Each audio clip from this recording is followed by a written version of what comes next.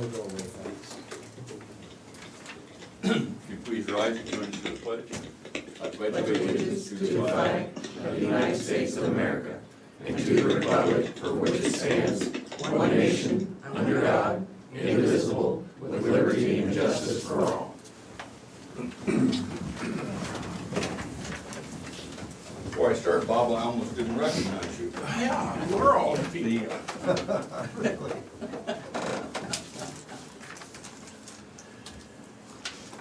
It's nice to be back. Nice to see you. Good morning, Moines County Board of Supervisors. September 29th, 2020. Are there any changes to the tentative agenda? I have none. We have an agenda. Need the department heads, elected officials. Terry Johnson, Moines County Auditor. Good morning. My usual spiel here. We're up to 7,748 absentee ballot requests. We are working very hard to get all of those ballots prepared and ready to be mailed next Monday, which is also the first day that people can absentee vote at the counter if you haven't requested one to be mailed. I want to thank Bob for his article that was in the paper that explained a lot of things, but just one little spiel at the very beginning, because I had somebody Here it call. comes. I had one person call and they were concerned about that very first sentence that says, in these days of COVID-19 confusion, going to the neighborhood precinct poll to vote for your chosen candidates will be compromised, and many voters are choosing to vote by absentee ballot. She felt that this might make people think that going to the polls, that their ballot would be compromised. But I think what you're basically trying to say is if you feel you might be compromised by COVID or the inability to get to the polls, to vote absentee. I'm putting words into Bob's mouth, so I'm hoping that's what he was intending to come across, so. Good luck, you might get bit. Did you have to do that right in front of my car?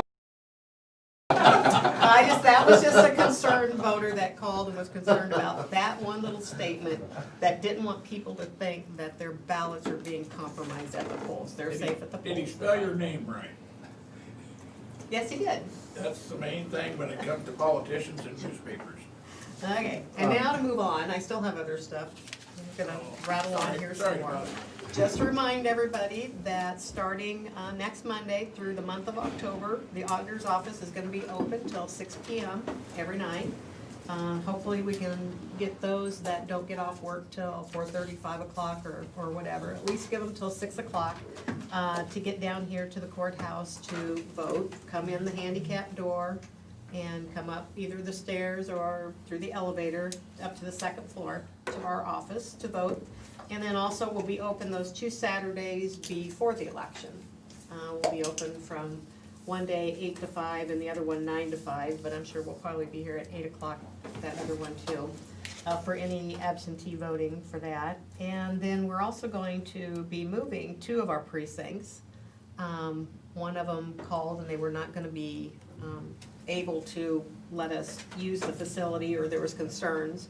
So precinct 2, which is normally at Autumn Heights, we are going to move it just right across the street to the other Des Moines County offices where Ken's located, and it's actually the Optime Life Services, their drop-in center, and they are allowing us to use that building, Suite 101. So it's 910 Cottonwood, Suite 101. It's 1001, yeah. 1001. 1001, yeah. 1001. And it's a nice, long, narrow room, and maintenance is going to move furniture around and reorganize it the night before so that there'll be one way in and then there'll be an exit door at the other end whenever they leave. So one way in and one way out if everybody obeys the signs. And then we're also looking at moving precinct FM, which is out the conservation office, since Chris is having all of his office personnel move back in there. That's gonna make it just a little bit crowded, and it's been kind of crowded anyway. And so I have contacted 2 places, but I'm talking to the city of Middletown and might possibly be moving it temporarily to Middletown City Hall. So those are the two possible changes that we're looking at. And I'll post that on our website, and I'll send it to the papers and everything else when that is officially decided, so. How many people normally vote in the presidential election? About 70% of the registered voters. It's been anywhere from 71 to 69%, so I'd say an average of 70% in the last few general elections for the presidential. It was There's about 71 20 something back in 2008, and I think 69 4 years ago, so. There's 27,000. We have, if you include inactives, which we usually do, because they're listed as inactive if we might have sent them a mailing and it came back as not deliverable or something like that. And a lot of times that's people that register at a new address before they officially start getting mail. And so we always list those in there. So it's over 28,000. So how long does a person have if he moves like from Danville to New London? Change his address and vote in New London instead of voting in Danville? He can change his address on election day. Oh, That's what we call the election day voter registration. As But long he's- as they've got a photo ID, and if their photo ID, their driver's license, if they haven't changed that, then they would take like a bill or something like that that shows that they live at that new address to verify. Whenever you move within your precinct, you don't have to verify your address, but when you move outside your precinct into another one, then you definitely have to verify your address. but you should, if they move in 1st of December, they should vote in the other. If they aren't moving until December the 1st, yes, they would vote in their current precinct, because the November. election Yeah. is in November, All so. right, I got the wrong date. Let's move it back to October 15th. Then they'll be voting, they'll still vote, and they'd vote in the new one. Yes, they would vote in their new precinct. You plan on moving, Bob? Mike? If I can get the roads graded, then stay. So that's all I have. Welcome back, Bob. Thank you, Terry. You're welcome. Colin Gerst, IT. Just keeping busy like always, nothing to report. Thanks, Colin. Brian Carter, Secondary Roads. Good morning. Stars Cave is kind of entering the last portion. They'll start up tomorrow on the last, I guess, quadrant is what I'd call it. So that's coming along good. Still got to be careful out there. There's still a one-lane road during the work hours when they're out there working. So we haven't had any issues that I'm aware of. So people are obviously accustomed to it now. Shop site is ongoing. So they're supposed to have a concrete pour today. We are still trying to finish up our pinching, maybe later this week or early next, but that is still going on. And then we're back out ditching on Irish, so still a lot of stuff going on, and just people have been pretty good about just paying attention to the signs and trying to be safe, and so things are moving. Thank you. Lisa Schaefer, Des Moines County Attorney. Jury trials are starting up. I think we're on our third one since the month began today. Still working through that. Other than that, just staying busy, and we do have a personnel action. We finally hired one attorney. Still looking for another one, but Colin will begin on Monday, and we are very much looking forward to having him. What's his name? Colin. Don't ask me his last name because I can't I'll- pronounce it I'll- right. So. I'll go through it here, Okay. Yeah. personnel actions, it'll be. And Colin spelled strange. So. well, Todd was I'll having spell it for you difficulties, guys. You got it. Thank you, Lisa. Angie Vaughn, Safety. Good morning. Really nothing new to report at this time. Thank you. Sergeant Kevin Glendenning, Des Moines County Sheriff's Office. Nothing major to report from the sheriff's office. Jail numbers are holding pretty steady, low 60s, 62 I think. couple probably to go out the next week or so. 3 are out of county, so we're doing well with our numbers out there. Good. Thanks, Kevin. Good to hear. Ken Hyman, Community Services. Good morning. Staying very busy with those CARES Act applications. A lot of schools and mental health providers applying for some of those dollars we got from the CARES Act. So other than that, nothing new to report. Okay. Mr. Pogomel, Local Health. Good morning. Good morning. We continue to keep busy with contact tracing. Our numbers have come down. Our rolling 14-day percentage now is at 6.3, and we've had 800 positive cases in the county with 588 recovered. We are doing that drive-through flu clinic. Want to remind everybody on October 14th from 10 to 3. You can also we are also doing the walk-in flu clinics and immunization clinics at our offices on Tuesdays and Thursdays from 1:30 to 4. So we also give flu shots at that time as well. When's that start? Anytime, clinic. the immunizations, yep, they're open anytime. We have Oh, the flu now. vaccine over there, so any Tuesday, Thursday from 1:30 to 4. Dumb question, and we've talked about this before. Each year they change the flu vaccine to what they are all flu vaccines. I mean, if you go to a Walgreens or a Hy-Vee or where, are all the flu vaccines the same? They are, except the high dose. So what we get is the quadrivalent, which means it's 4 different strains of the flu vaccine that you get the vaccine against. The quadrivalent, which is a high dose, or I'm sorry, the trivalent, which is the high dose, only has 3, but they're at a higher dosages, and that's for seniors. Particularly to be able to give them that higher immunity against those 3 viruses. But otherwise, they're the same. Okay. Thank you, Krista. Chris, I got it. Let's take school kids. Let's say if there's a family that's got 3 kids in school, and one of them comes home because he's been in contact with somebody that had COVID, what should the other 3 do? Should they be quarantined also? So as long as it's just in contact with someone that's positive, then they're not positive. You can only become exposed if you're exposed to someone that's actually positive. And we are anticipating some guidance changes from IDPH as early as this afternoon regarding that as well. But as long as the person that you're in contact with is not positive, you've not been exposed to a positive case. Okay, even though he had been exposed to somebody that was positive? Yes, you can only be exposed if that person has tested positive or is symptomatic. Now, if this is someone that's sent home from school because they have a high fever and all the symptoms of COVID, then generally, until they test, we're gonna assume they probably have COVID. I mean, a lot of those kids then will go to the doctor to verify that they're negative. Yeah.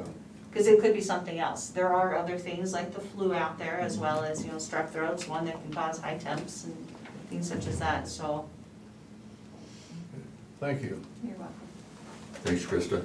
We got a, First one I have on here is Jackie Meyer, Clerk of Court. Jackie Meyer, Clerk of Court. Good morning, everyone.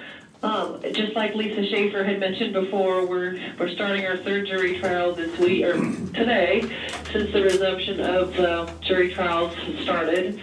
So we're very, very busy, but I'm really pleased with the turnout of the public and the jurors, and they have really been receptive to how we're bringing folks in groups of smaller numbers at different times, and so everybody is socially distanced and keeping everyone safe, so very, very busy. You must be getting better at the jury trials if you're on number 3. Well, we've got the process down pretty pat, so, it's gone really smoothly. I couldn't have asked for a better turnout and a better feedback from the public and from, the attorneys in the courtroom too. I think they are pleased with how we're doing it now, and so who knows, we may keep that process around even after the restrictions get lifted, but it'll be up to someone higher up than me though, so we'll just have to wait and see. Thank you, Jackie. We got anybody else? Fine. Janelle Nally Longquist, Warren County Treasurer. Janelle Nally-Lonquist, Des Moines County Treasurer. Good morning. We're keeping super busy. Yesterday was really busy in the office, but expect the next 2 days to be just as busy. Just a reminder that the first half property taxes are due tomorrow, Wednesday, September 30th. You can pay those in the office or the drop box up through 4:30 or online through 11:59 tomorrow evening. Thursday, October 1st, interest will start to be added to the first half. So again, first half property payments are due tomorrow, September 30th. But other than that, I have nothing new to report. Thank you, Janelle. Zach, You're welcome. Zach James, land use. Zach James, Land Use. Good morning. Good morning. I'm happy to announce I paid my property taxes already. The check clear, Janelle? Yeah. Thank you, Zach. But just got off the phone with a call about a subdivision, which we've had a lot of in the last few weeks. At some point, I'm expecting probably, I don't know the exact amount because I haven't looked, but I think it's probably somewhere between 5 and 10 subdivisions that we're kind of just waiting on applications for. So we'll probably start seeing quite a few of those, I would think, here in the next month or two. So been pretty busy with that, and then just some other general inquiries. Not a whole lot else to report. I guess we did send out some emails, as I mentioned last week, about the draft ordinance updates, getting it out to different staff, and highlighting things for areas that we would like for them to review. So that process continues to move forward. Otherwise, I don't think I have anything else new to report. Thanks, Zach. Welcome. Okay. I didn't miss anybody. COVID-19 update, I guess I'll mention we'll have a EOC meeting, or Emergency Operations Center meeting this afternoon, and I see that that school positivity rate popped up a little over the weekend when they added those antigen numbers. I think we got another 11 cases out of that, but then it's back down to 6.3, I believe, this morning, didn't you say? Yeah. It was 6.3, and yes, we are anticipating that. It said that on the website, to expect that to jump up a little bit, so. Correspondence. I have none. I had none. Let's proceed to discussion and vote.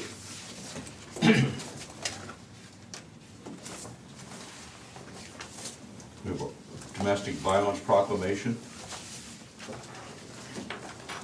Whereas domestic violence, dating violence, and stalking affects women, children, and men of all racial, cultural, and economic backgrounds, causing long-term physical, psychological, and emotional harm, and whereas 1 in 3 Americans has witnessed an incident of domestic violence, and whereas children who experience domestic violence are at a higher risk for failure in school, mental illness, substance abuse, suicide, and may choose violence as a way to solve problems later in life, and whereas domestic violence in rural communities exists as a hidden, silent, and often unrecognized crime that is often underreported, and whereas through the inspiration, courage, and persistence of victims of domestic violence, their children and advocates, our communities are learning to recognize the impact of violence in the home and within intimate relationships.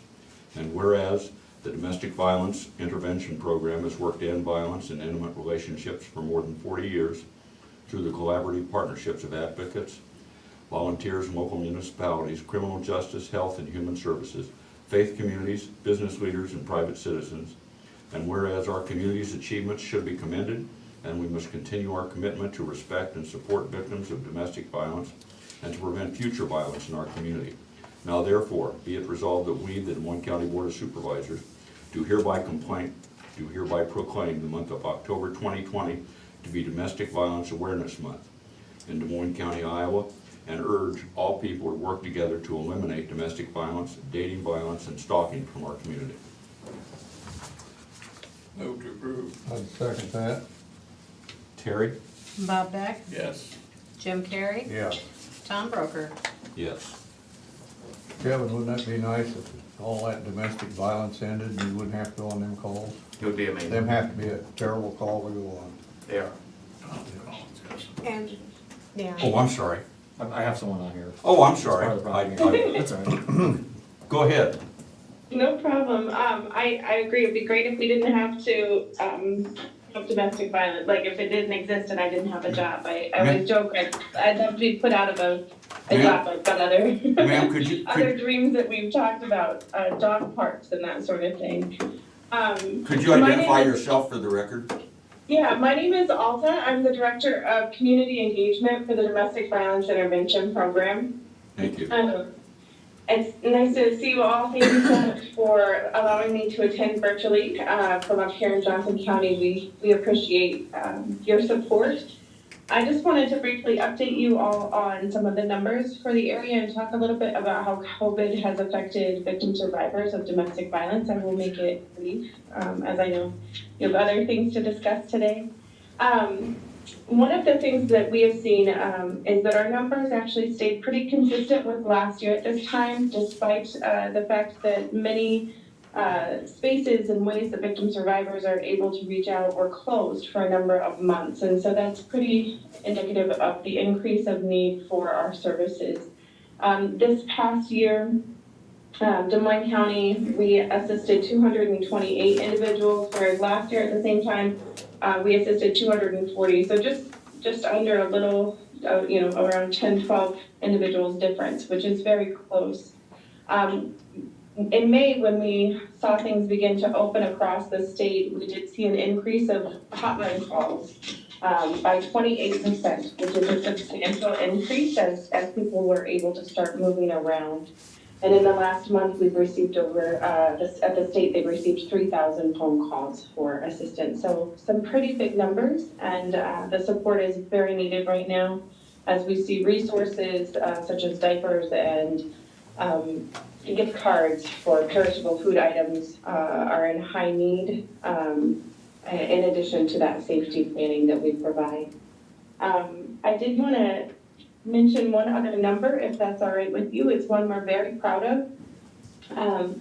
96% of the victim survivors that we've served in the past year reported feeling safer because of the work that they do with us, and that is an incredible achievement on behalf of our advocates, and is pretty substantial when you look at the over 1,800 individuals that we've served this past year. So very proud of the work we're doing and very grateful for the support of Des Moines County residents and the board of supervisors and everyone across southeastern Iowa. Thank you, Alda, and thank you for the service you provide. We've got a question. Would you please state your name again, first and last? Yeah, my first name is Alta, A-L-T-A, and my last name is Medea Peters, M-E-D-E-A hyphen Peters. Thank you. Yeah, you're welcome.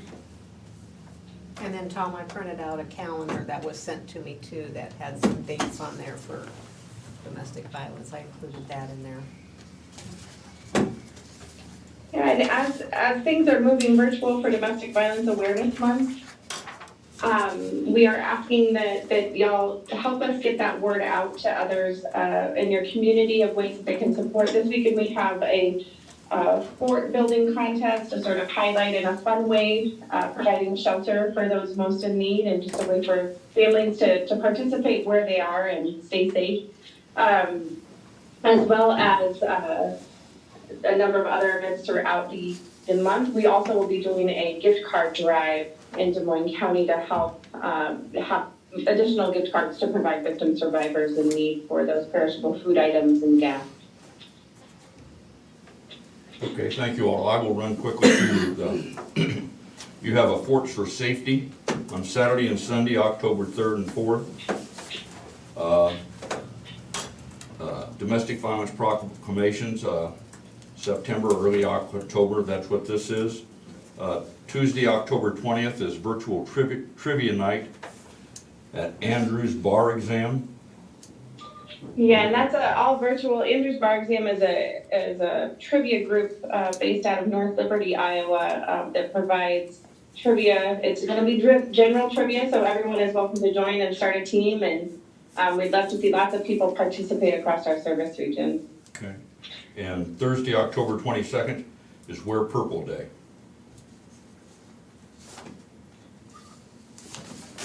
Thank you again, Alta, for being here and for what you do. Yeah, thank you so much for having us and for taking the time out of your day today. We appreciate it. Thanks. Thank you. Can I ask a question? Yeah. Yep. She's talking about the gift card drive, and we know there's a lot of phishing things that you get asking for gift cards. How will we know, Alta, how is your drive gonna work? So how will the public know that it's safe to drop off. drop off gift cards and that they're Yeah. actually being contacted by you and not a scammer? That's a great question. We actually so we have two options that we're working at. Sorry, I have to let my dog out of my office. She is prancing around in here. Joys of working from home. So with the gift card drive, we will be announcing it on Facebook.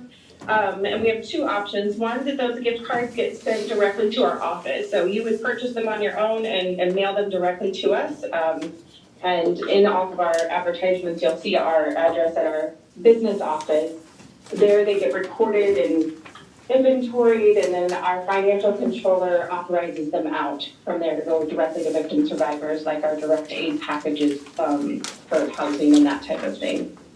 The other way is that we actually have a text line, and so that'll be promoted as well in that advertisement and on Facebook, where you actually text us, and then it's a whole process. And it's a company called Give Lively, and they are a national text fundraising company that we use that's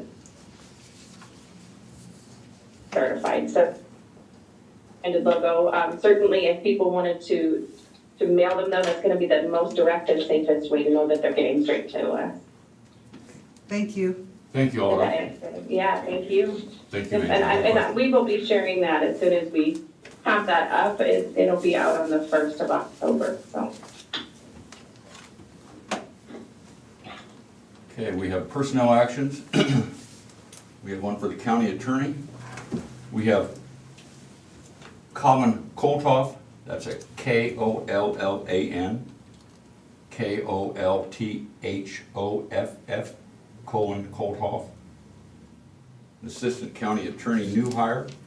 The salary is $65,000, effective October 5th. Move to approve. Second. Terry? I haven't seen you smile through your mask. Tim Carey, No, believe me, I'm smiling. Bob Beck, Yes. Tom Broker. Yes. Smiling for all of us that are in the office.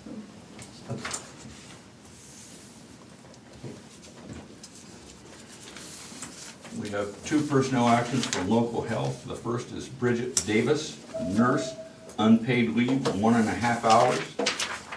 And the second is Stephanie Gall, a disease prevention specialist, a new hire, temporary part-time disease prevention specialist at $23.88 an hour, temporary position ending January 31st, 2021. Move to approve. Second? Terry? Bob Beck, Yes. Jim Carey. Yes. Tom Broker. Yes.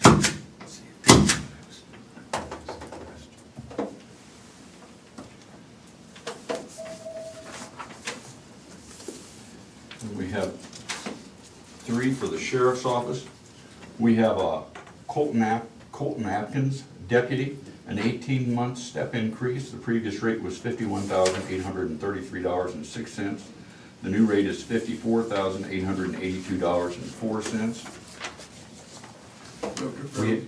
We've got three of them. We've got Thomas Seitz, a deputy, an 18-month step increase. Previous rate was $51,833.06. The new rate is $54,882.04. And we have a new reserve deputy, John Mercer IV, he will be paid the usual sum of $1 per year. No wonder our budget's going off. Yeah. Is that the one who used to work at the conservation office? He is. He's a certified peace officer, and we're glad to have him. Yeah, I bet you are. Brings a lot to the office, so. Mighty fine fellow. Yes, he is. You gonna approve all three of them, Bob? Yes, I will. I'll second that then. Terry? Bob Beck, Yes. Jim Carrey, Yes. Tom Broker. Yes.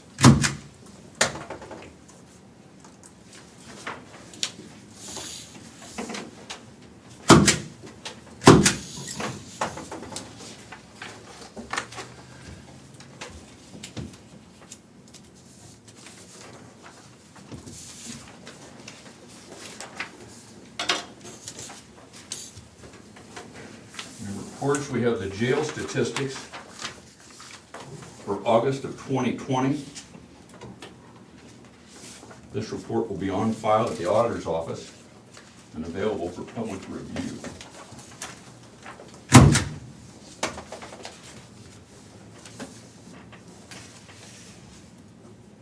We have the minutes for the regular meeting of September 22nd, 2020. Move to approve? Second, Terry? Jim Carrey, Yes. Tom Broker, Yes. Bob Beck. Abstain.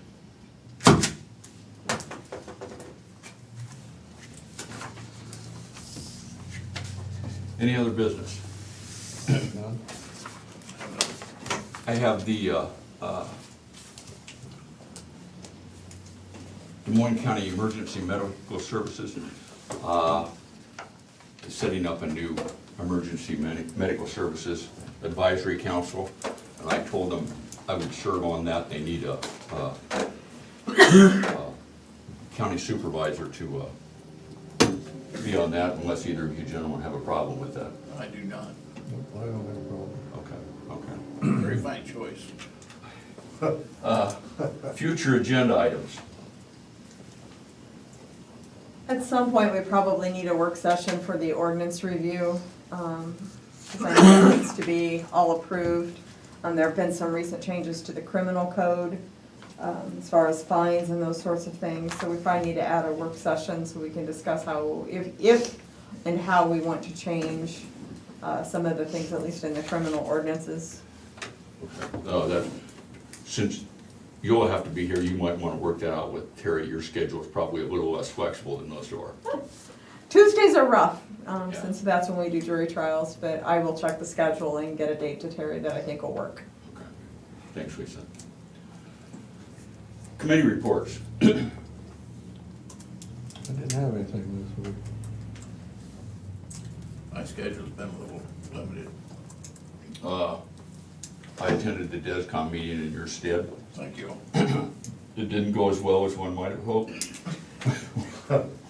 We voted on the county's proposal to provide 100% funding for DESCOM, and in return that the county got a 1-vote majority on the control board. And my argument been that, the argument's always been that they said that DESCOM was a county service. And, but they would like the county levy to pay the bill, but the cities would like to maintain their majority on the control board. So our proposal was voted down. That was the only committee report I had. Other than last week, we had the Emergency Operations Center and just sort of went over the numbers. So the whole thing's just hanging in limbo then? No, I believe now they're gonna go to the Emergency Management Commission and ask if the Emergency Management Commission wants to be the board for DESCOM. That's where it was left, best of my understanding. So that leaves us one vote against all those mayors, huh? Well, there would be two, the sheriff and one supervisor, so. Okay. Public input. If anybody from the public would like to address the board, we realize attendance is limited, so anybody online is welcome to email the Board of Supervisors at board@dmcounty.com. That's BOARD@dmcounty.com. or call 319-753-8203, extension 4. That's 319-753-8203, extension 4. We will wait 2 minutes, to give anyone a chance to contact the board if they May I so make wish. a public comment then? No. Thank you. I would go back to Mr. Carter, and my rude comment I made to him earlier. That I drove my school bus this morning, and my roads were all freshly graded, and they were and just about ready for winter. I've been on when they were freezing up with washboards and everything else, and they just look pretty good. Nice time to rain. Yeah, the moisture's gonna hang around for the week. That's what we're doing this week, is blading with those guys and maybe doing a little pinching if it dries out enough at the end of the week, so. Yeah, they've kept the shoulders clean, so that there's not a lot of grass out in the middle of the road, clumps. And I'm pretty impressed. Yeah, that's one of the things we're doing now is cutting shoulders to shape them back up. I've had a few calls in the last week or two, a few emails, stuff like that, and they're not fans of it, but it's part of the process, so. It's not gonna change, so. And Fluff got a gold star for a real great project at the bus barn. Oh, did he swing it through there? Okay. I passed it on, I assumed he got there. What's your main difference? Wow. Any other Bob? Yes, I'd like to thank the Burlington Police Department for their rapid response when 2 gentlemen broke into my house last Thursday while I was out of town. I got a call from my predecessor, Leah, say, "Hey, Bob, you're on the police scanner." And the whole squad showed up, and they haven't caught them yet, but a neighbor has them on a security camera. And they were in my house almost no time at all. And I think they're probably gonna catch them, and I'll get back the one piece of jewelry that they took that I'd like to have. And they broke in at noon, which. Noon? No idea. You would think they'd wait till it's dark, I don't know. Yeah. That's the best time to break into a house when people are gone at work all day. I suppose. People are home when it's dark. Yeah, I'm gonna take down a couple dozen boxes of donuts. When it is gone. They'll appreciate that. Don't tell I was them. gonna say, they do Don't not tell take them Don't tell Mike. Any other, Mike? Yeah, I was out of town. And I apologize, just for the record, could you give your name and address, and I, Sure. Michael Cecil, 2815 Herblow Drive. thank you. I've been looking after the house in Bob's absence, so I went over there when he told me the police were there. Very efficient, spot on. You know, the whole group showed up. It was absolutely fantastic. And like I said, efficient, asked the right questions, took the right information, photographs, everything else. They left, the detective stayed around for a little bit, and then he left, so I was impressed. Thank They you. sure It's a did good not thing I find don't any do drugs contraband. anymore. I think the cities in the county, Des Moines County are blessed with the excellent law enforcement. Yes, I think So, so. thanks to I agree with you, thanks. Any other comments? With an eye, we're adjourned. All right. We're adjourned.